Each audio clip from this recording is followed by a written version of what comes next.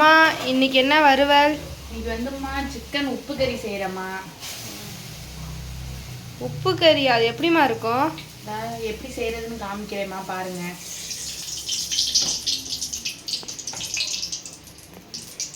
இல்லை எண்ணெய் ஊற்றிக்கணுமா, நல்லெண்ணெய் ஊற்றிக்கணும். நல்லெண்ணெய் காஞ்சதுக்கப்புறம் நல்லா காஞ்சி வந்ததுக்கப்புறம் மிளகு சீரகமும் 1-2 நுணுக்கிக்கணும். அந்த நுணுக்கி காஞ்சதுக்கப்புறம் அதில் போடணும். அது போட்டு நல்லா பொரிஞ்சு செவந்து வந்ததுக்கப்புறம் சின்ன வெங்காயம் நல்லா வெட்டி வச்சுக்கலாம். ஒரு கிலோ கறிக்கு 1/2 கிலோ சின்ன வெங்காயம் நல்லா நைஸாக வெட்டி வச்சுக்கோங்கம்மா. இப்போ போடுறேன் பார்த்துக்குங்க. நல்லா பொரிஞ்சு வந்துருச்சு. சின்ன வெங்காயமும் கருவேப்பிலையும் போடுறேன்.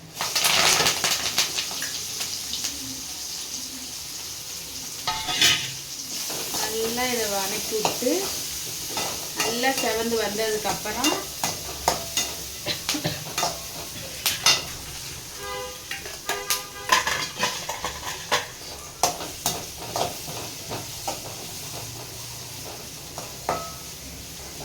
நல்லா வணங்கணுங்க. வணங்கி முடிச்சதுக்கப்புறம் நல்லா வணங்கினதுக்கப்புறம் உப்பு கறிக்கு வந்து வேறு எதுவும் தேவைப்படாது. வரமிளகா தான் கிள்ளி வச்சுக்கிறோம். வரமிளகா தான் போடணும் வணங்கினதுக்கப்புறம், வெங்காயம் வணங்கினதுக்கப்புறம்.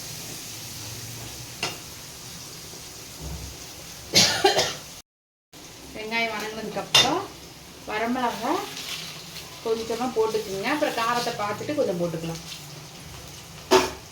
வரமிளகா வணக்கி விட்டுருங்க. அதையும் போட்டு இஞ்சி பூண்டு 1 டீஸ்பூன் இஞ்சி பூண்டு,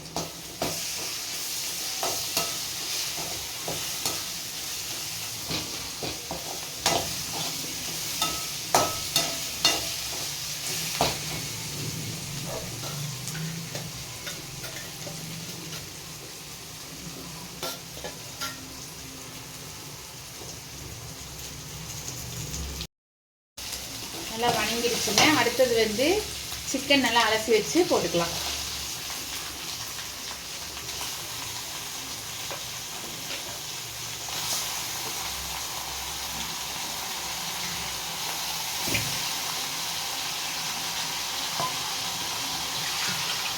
சிக்கன் போட்டாச்சுங்க. தேவையான உப்பு,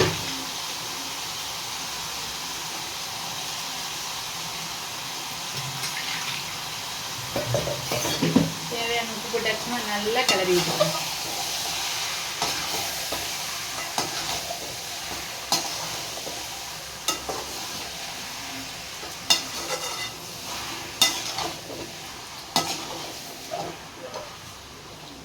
நல்லா கிளறி விட்டு சிம்மில் வச்சுக்கோங்க.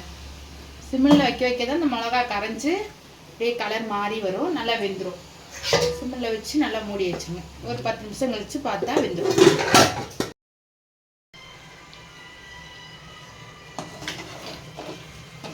உப்பு கறி அப்படியே பேசினதுங்க. அவ்வளோதாங்க, உப்பு கறி ரெடி ஆயிடுச்சு. இப்போ அவ்வளோதாங்க, நிப்பாட்டி